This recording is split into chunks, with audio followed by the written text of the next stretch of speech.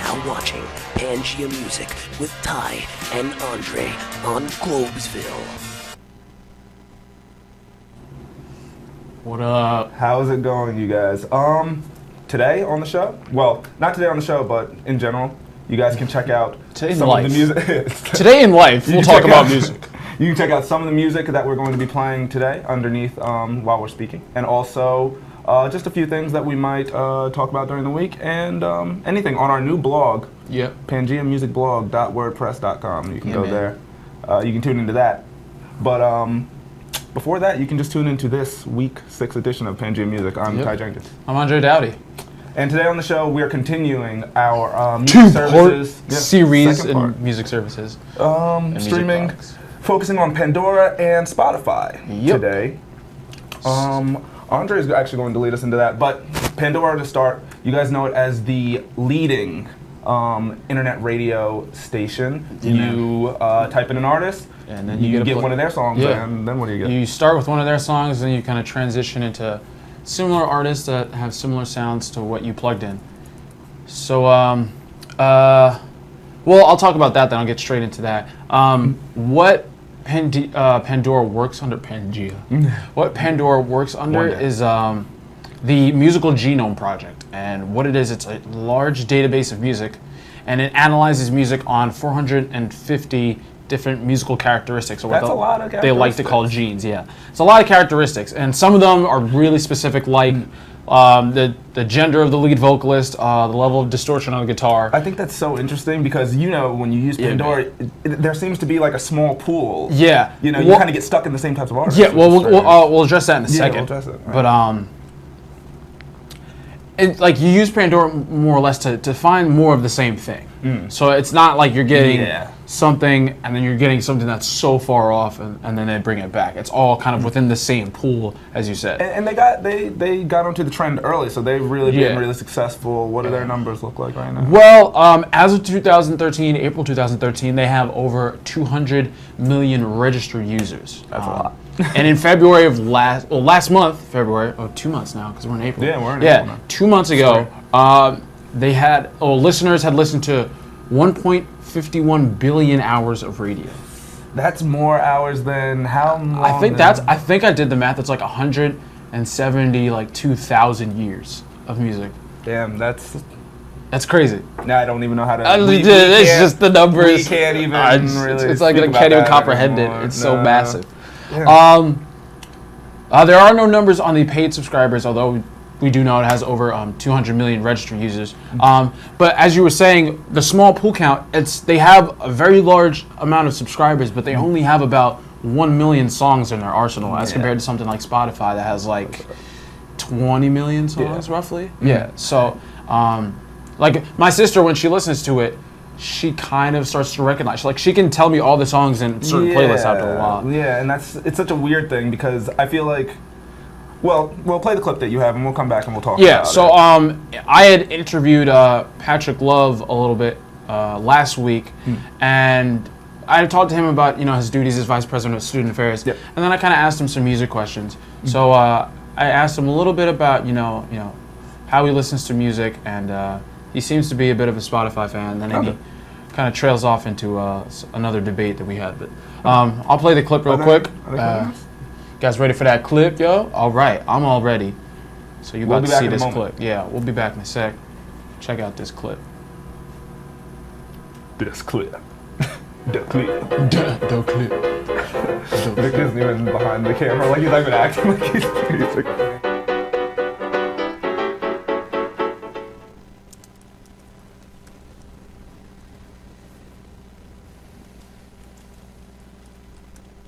I guess what I'm looking for is stuff that I like, that I don't get tired of, so that I have enough of it that that's why I like Pandora. I'll hear things that I recognize, but I'll hear new things. I imagine Spotify could be the same thing, and at this point in time, given the incredible evolution that music has gone through, I would never say never.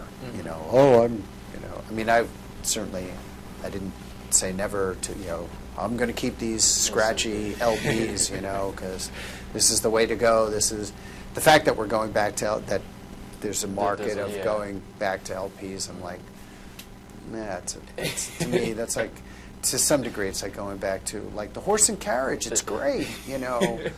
You don't have to worry about miles per gallon, and no, it's I keep them as relics. Yeah. That's all.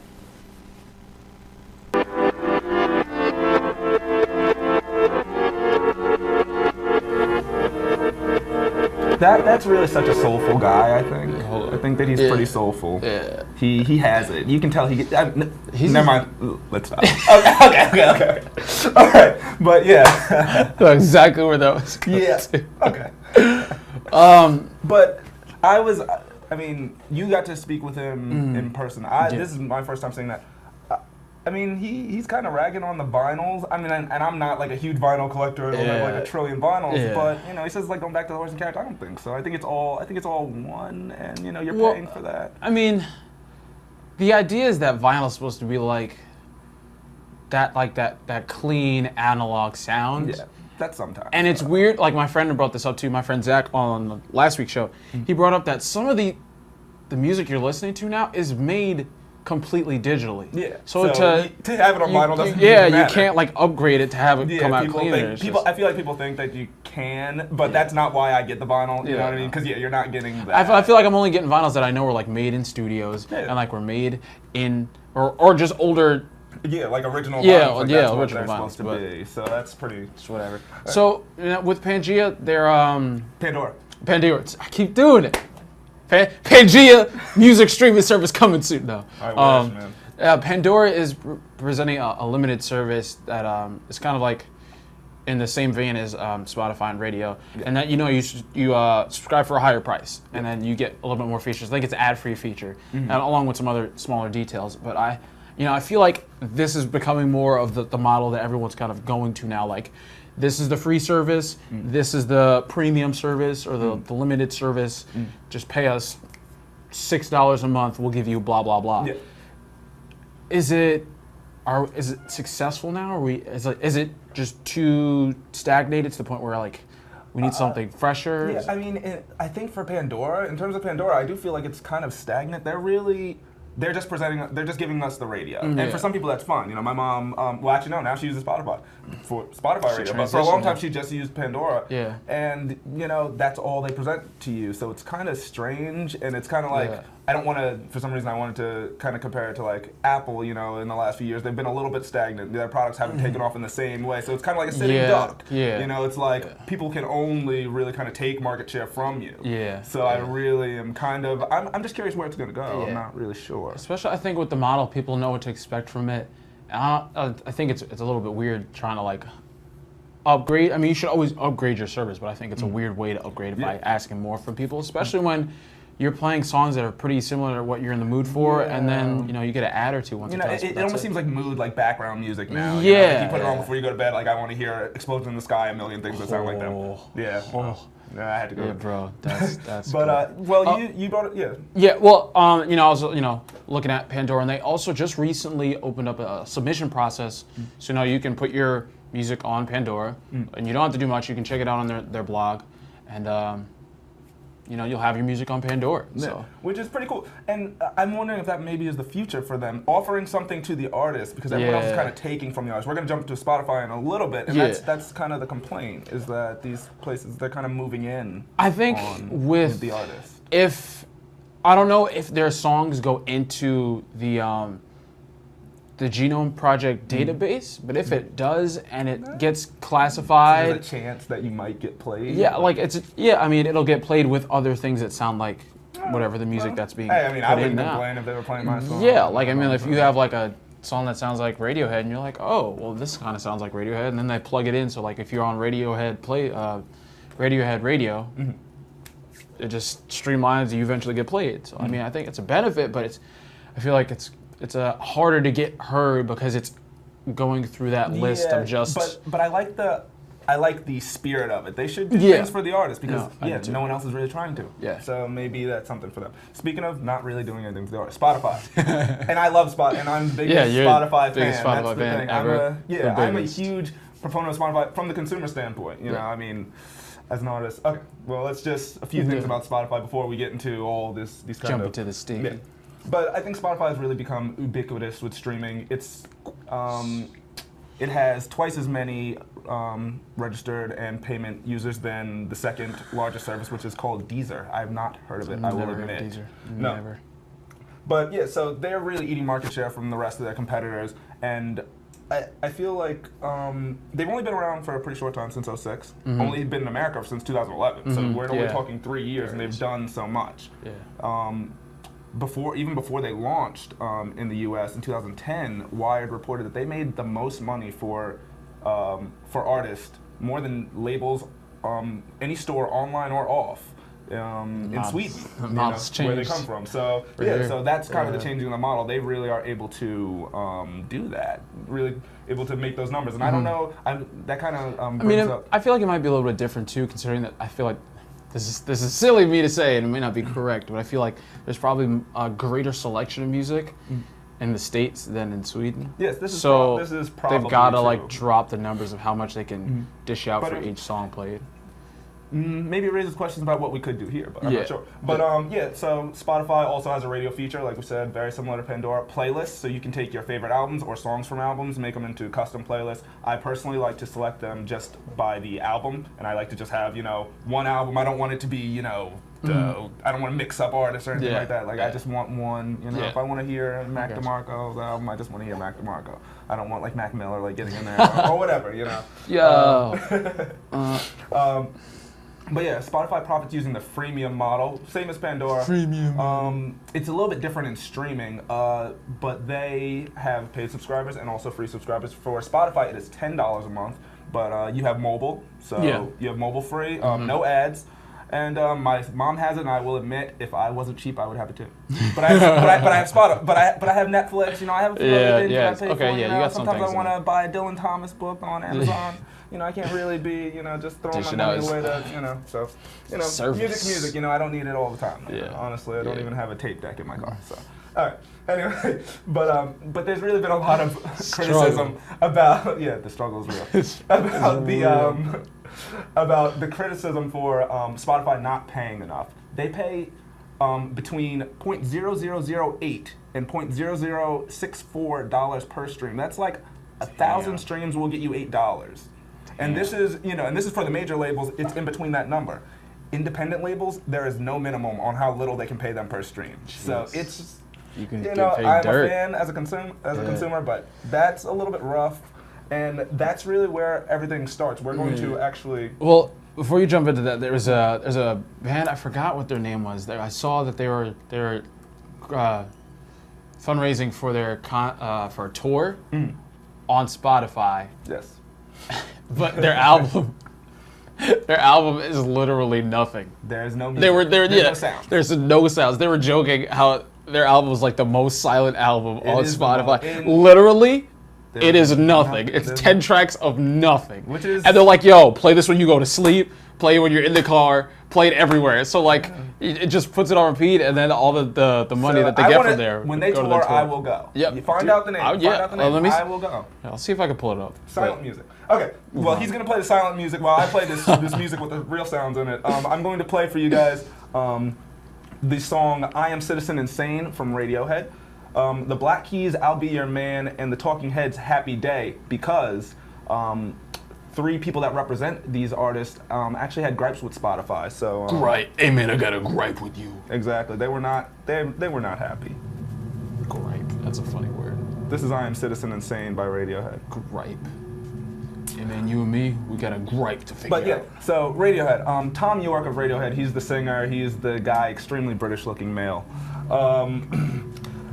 Has pulled all of his non-Radiohead music. That includes the newest Atoms for Peace record that he did with Goodrich, right? Amick. Yeah, Goodrich? I can't say 100%. Yes, but he pulled that record, Amick, and he has been all over media just speaking about that. But Patrick Carney of the Black Keys, he was incensed, if I can say. He was incensed, saying that board member Sean Parker, who was a former president at Facebook, was, quote, I cannot say this word. It is an expletive that means... a-hole. Yes, he was an a-hole. and that he had, quote, $2 billion for thinking of ways to steal artists' royalties, and that's the bottom line. Patrick Carney's. He's a fighter. He's a fighter. Always mad. You just don't mess with Patrick. But the most constructive of these was Dave Byrne of the Talking Heads, who actually wrote 2 articles in The Guardian. One of them, he said while he spoke out against Spotify, he actually said he didn't have any answer. He admitted. But he just wrote an article. It appeared, I want to say, yesterday in The Guardian, and he came up with four things that he thinks would help streaming become the new download, the newest dominant way to go about getting music. His 4 ideas were: 1, the labels could give 50% share of the revenue from their streams to artists, which he says is starting to happen, but that's asking a lot from them, as we know. Asking a lot from Spotify? It's asking, yes. And well, it's asking a lot from the labels. That's true. 50% that's true. to artists. And they said it's starting to happen with the biggest artists, but the independent artists who have no minimum per stream. Yeah, that's a lot.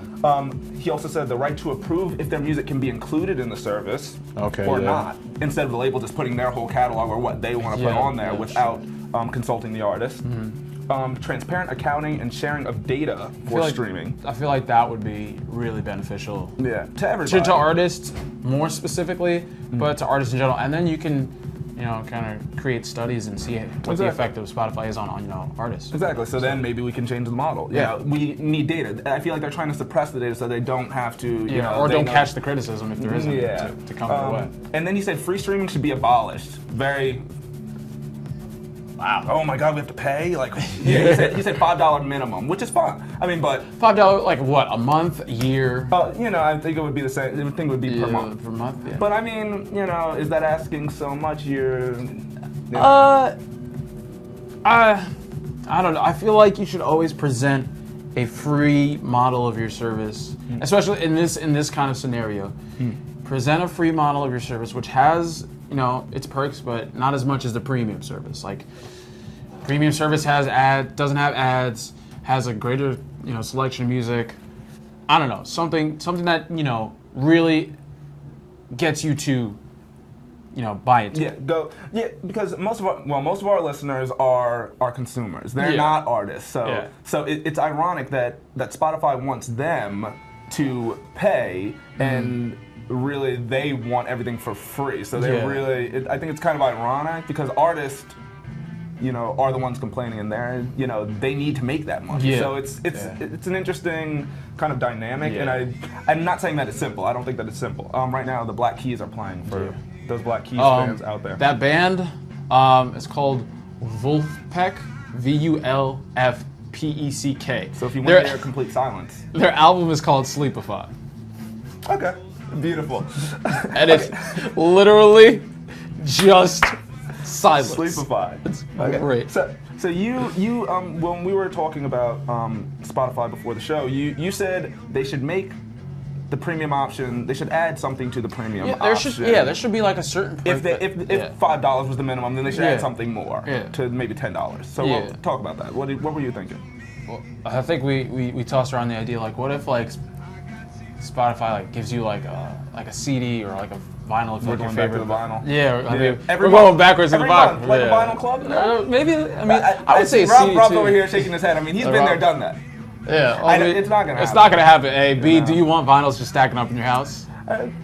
Or maybe they give you like a free download of an album. Maybe it's like an album on like Forgetify. Like a 90s Forgetify. We will talk about that in a second. But it's like a 90s kind of, like a book club, like they send you a book or something. I think that's cool. I think that's kind of cool. And nice. Or it's like not even, it's just like maybe like a free download to a song, and then like maybe you can like compile them, and like if you have enough free downloads, you can buy a whole album for free. They have access to all this music. Send us something that we would never have known about. That you guys have access to. That you think you have all this information on us. Send us something. You know what I mean? So I think that's a good way to do it. But Dave Byrne talks about streaming becoming the new download. iTunes has dropped. This is from the 2013 statistics. iTunes has finally, their music downloads have finally declined. This is the first year since they've become a service. So his proposal really seems the least we can do. I mean, it is crazy. Like, I mean, we'll see a clip of my friend who was talking last week.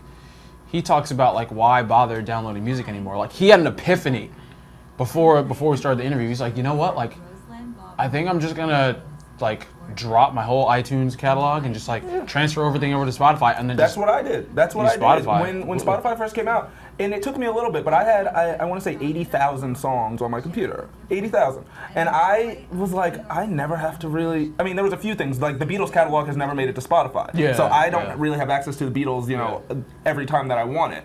But I mean. Yeah, people have offered to give it to me. Yeah, I mean, it's got the whole collection. And that's the thing. So I don't get to listen to the Beatles on a regular basis anymore. So but we're gonna have to jump Rob in the parking lot. Yeah. I mean, hey, Rob, give me the Beatles. But all music. Do you? He's got the vinyl box set, bro. That's money. rare, bro. That's money. That's beautiful. All right, so we're definitely jumping around. Yeah, definitely. Right. So all music used to be paid for. Yeah. All of it. Yeah, and going back to that older model, you bought the vinyl, you had it. You bought the CD, you had it. Now some of it you have to pay for, kind of, as part of the service, but most of it is free. We were talking before. If now everything had to be paid for at least a bit, would it make? Oh, there it is, the box set. We're actually looking at the box set right now, everyone. This is great. This is rare footage. This is rare footage right here. So wait, can we see it? Just ever so small? Yo, Nick, can you get a close up? All right, we got Nick, the cameraman, is about to show you the picture of the possible box set. Focus that, son. Focus that, son. There it is. Look at it. Thank you. Boom. Thank you. That's rare footage right here. Living proof. Only on Globesville. Only on Pangea Music. Only on Pangea Music. If we're not bringing you the realest thing the internet has, I think that this is the realest thing the internet has. This is the realest thing you could ever see. The coolest DJ in the world. Okay. All right. Okay, so before we finish up, you guys. All music was paid for, and now a lot of it is free. In a lot of ways, I was thinking earlier, if there was a monetization of everything now, I feel like it would level the playing field, because labels have become weaker over the years, and there's no chance, I feel like, for them to regain that same kind of prominence. So we would really know what people are willing to pay for, what do people really like, or what artists can really climb the ladder. And I just want that opportunity for everybody, I think. How do you feel about that? I feel like it's weird, because like we used to just pay for everything we wanted to listen to, and now you can just pay $5 possibly and listen to everything. I don't know. I feel like it's, as a consumer, I feel like it's a better deal. Well, of course. For us, by a landslide. But I would willingly pay $5 minimum for, music is so important. Like, what, you're just never going to listen to, 99% of the music that's out there? I don't think so. It's weird when people say they don't listen to music. It's almost insulting. Like, I mean, it's insulting. I just don't know how. Well, not that, but I think it's insulting that, like, there was a time where, okay, like you said, we paid for everything. So what? Like, you can't pay $5 a month to have like more music than you could ever listen to ever, so you never have to worry about ever doing anything again? Like, how lazy are you, kind of thing. Before we're about to go, but we're going to play something from the amazing website, one of the most amazing websites on the internet. It should be in the Alexa top 10. Forgotify. It is a collection of every song that has never been played on Spotify, even one time. Hasn't made it. And you can go to the website, and it just says start. You get a song that's never been played, and you just keep going through. And things are constantly getting added, so you can do this forever, and it is awesome. Crazy. We're going to play a selection from the Forgotify catalog for a few moments, and then we will see you guys trail it out next week. But who knows what this is going to be? We don't even know. This is Forgotify. It is El Respiro Profundo del Corazon, the original mix by Lescano. Don't know what that is, but I'm about to say, bro, turn it up. Yeah. Hit that play button, bro. Amazing stuff. Hit that play, bro. You can only listen to Forgotify live on the air on Globesville. Only on Pangea. I think that's literally the only place. Is this playing right now? It better be. I think it is. Yeah, it is. It is. Okay. I'm scared to know what this is going to be.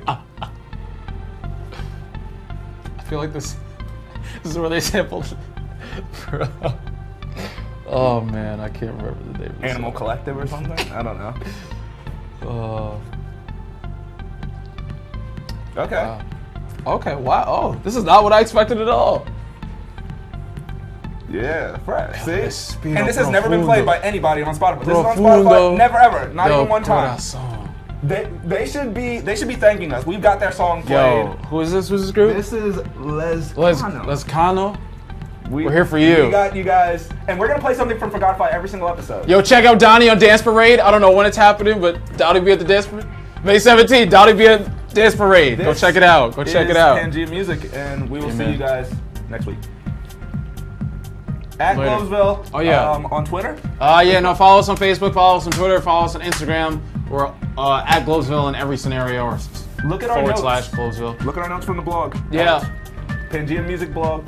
Yeah. What's the blog? Is it PangeaMusicBlog.wordpress.com. Boom, boom, boom, boom, boom, boom, boom.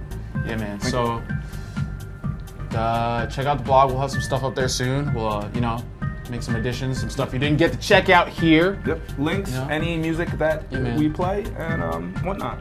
And who knows what else? We don't even know. We might have Nick. We go to a show, maybe a show. Thugging it out. Yeah, I might have a show. Maybe Nick being selling maybe and whatnot. Donnie just doing some more dance stuff. I mean, maybe you'll see some Dance Parade footage on there. Isn't it? It's true. Ooh. All right, so that's Ty Jenkins. I'm Andre Dowdy. This is Pangea Music. We're out. Tune in next week.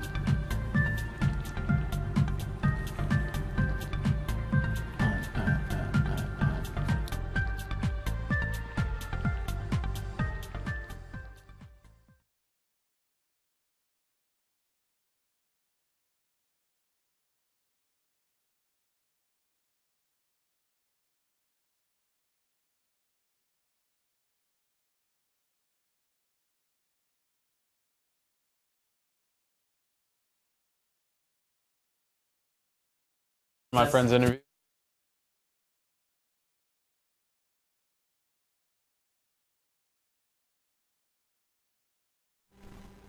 Don't Forgotify. What's wrong with you? You're knocking out gold. Did you see Pandora on you?